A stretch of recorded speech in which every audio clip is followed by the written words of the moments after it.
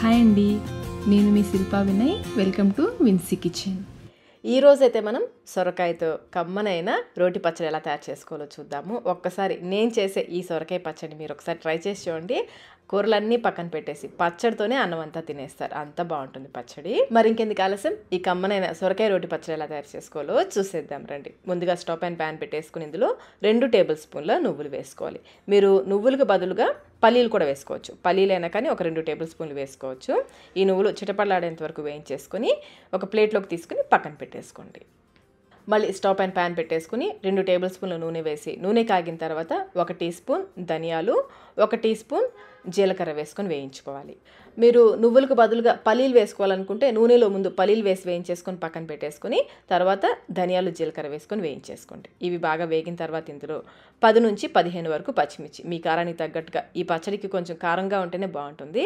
10-15 వరకు పచ్చిమిర్చి వేసి వేయించేసుకోండి. పచ్చిమిర్చి అయితే బాగా తెల్లగా వేగాలి, చూడండి ఈ విధంగా తెల్లగా రావాలి. ఇలా వేగితేనే పచ్చడి బాగా రుచిగా ఉంటుంది. పచ్చిమిర్చి వేగిన తర్వాత ఇందులో సొరకాయ ముక్కలు వేసుకోవాలి. కొంచెం చిన్న ముక్కలుగా కట్ చేసి వేసుకోండి. మరీ పెద్ద పెద్దవి కాకుండా అలానే మరీ చిన్నవి కాకుండా సైజు చూడండి, ఈ మాత్రం సైజు ఉండేలాగా సొరకాయ ముక్కలు కట్ చేసుకొని వేసుకోండి. నేనైతే 1/2 కిలో సొరకాయ తీసుకున్నాను. మరీ లేత సొరకాయ అయితే తొక్క తీయాల్సిన అవసరం కూడా లేదు. కొంచెం ముదిరినకాయ అయితే పైన తొక్క తీసేసుకొని గింజలు కూడా తీసేసుకోండి. ఈ ముక్కలన్నీ కూడా బాగా కలిసిలా కలిపేసుకుని మూత పెట్టేసి లో మీడియం ఫ్లేమ్లో ఉడికించుకోవాలి. మధ్య మధ్యలో అడుగు పట్టుకోకుండా మధ్య మధ్యలో కలుపుకుంటూ ఉండాలి. ఈ సొరకాయ ముక్కలు కొంచెం మెత్తబడేంత వరకు మధ్య మధ్యలో కలుపుకుంటూ ఉడికించుకోవాలి. మూత పెట్టేసి ఫ్లేమ్ అయితే ఎక్కువ పెట్టదు, కొంచెం తక్కువ ఫ్లేమ్లోనే ఉడికించుకోవాలి. మూత తీసినప్పుడు ఆవిరి నీళ్ళు వస్తాయి కదా, ఆ నీళ్ళు కూడా ఇందులో వేసేసుకుంటూ ఉడికించుకోండి, చక్కగా ఉడుకుతాయి. సొరకాయ ముక్కలు అయితే కొంచెం మెత్తబడ్డాయి చూడండి, ఈ విధంగా ఉడికించుకోవాలి. ఇలా ఉడికిన తర్వాత ఇందులో 2 మీడియం సైజ్ టమాటోల్ని చిన్న ముక్కలుగా కట్ చేసి వేసుకోవాలి.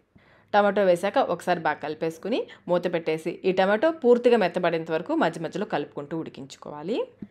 టమాటో చూడండి బాగా ఉడికిపోయింది కదా. ఇలా టమాటో బాగా ఉడికిన తర్వాత ఇందులో కొంచెం చింతపండు, ఒక ఉసిరికాయ వేసేంత చింతపండు, కొంచెం కొత్తిమీర కడలతో సహా వేసేసుకోండి. అలాగే 1/4 టీ స్పూన్ పసుపు, రుచికి సరిపడినంత సాల్ట్. ఇక్కడ నేనైతే 1 టీ స్పూన్ సాల్ట్ వేస్తున్నాను.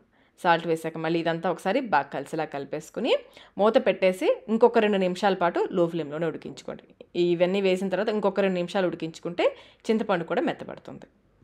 2 నిమిషాల పాటు ఉడికించేసుకుని స్టవ్ ఆఫ్ చేసేసి ఈ సొరకాయ ముక్కల్ని పూర్తిగా చల్లారనివ్వాలి. ఇవి చల్లారిన తర్వాత మనం పచ్చడి గ్రైండ్ చేసుకుందాము. అయితే ఈ సొరకాయ ముక్కలు అన్నింటినీ గ్రైండ్ చేయట్లేదండి, నేను ఇందులో నుంచి కొన్ని ముక్కలు తీసి పక్కన పెడుతున్నాను. ఒక చిన్న గిన్నెడు ముక్కలు, మరీ ఎక్కువ కాదు, ఒక చిన్న గిన్నెడు ముక్కలు అయితే పక్కన పెట్టేస్తున్నాను. మిగిలిన ముక్కల్ని మనం గ్రైండ్ చేసుకుందాం. ఈ ముక్కల్ని పక్కన పెట్టేసుకుని ఇప్పుడు మిక్సీ జార్లో ముందు నువ్వులు వేసుకుని మెత్తగా గ్రైండ్ చేసుకోవాలి. నువ్వులు అయితే నువ్వులు, పల్లీలు అయితే పల్లీలు. ముందు వీటిని మెత్తగా గ్రైండ్ చేసుకున్న తర్వాత ఈ సొరకాయ ముక్కలు వేసుకోవాలి. వీటితో పాటుగా 7-8 వెల్లుల్లి రెబ్బలు కూడా వేసేసి మెత్తగా మధ్య మధ్యలో ఆపుకుంటూ కలుపుకుంటూ మెత్తగా గ్రైండ్ చేసుకోవాలి. ఈ పచ్చడి గ్రైండ్ చేసేటప్పుడు నీళ్లు పోయకూడదు, సొరకాయలో ఉన్న నీళ్ళే సరిపోతుంది. ఇప్పుడు మనం పచ్చడికి పోపు పెట్టేసుకుందాము. 2 టేబుల్ స్పూన్ల నూనె వేసేసి నూనె కాగిన తర్వాత కొన్ని ఆవాలు, జీలకర్ర, పచ్చిశనగపప్పు, మినపప్పు వేసి వేయించుకోవాలి.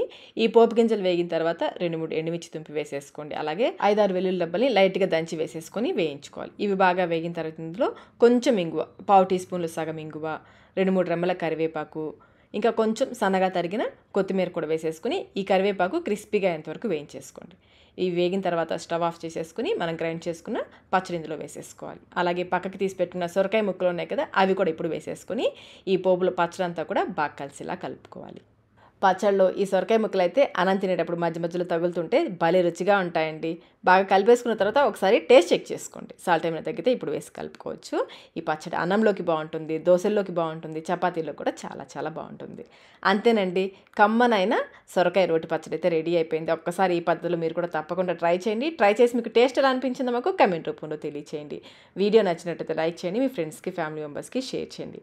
ఇలాంటి మరిన్ని రెసిపీస్ కోసం మన విన్సీ కిచెన్ యూట్యూబ్ ఛానల్ని సబ్స్క్రైబ్ కూడా చేసుకోండి. Thank you.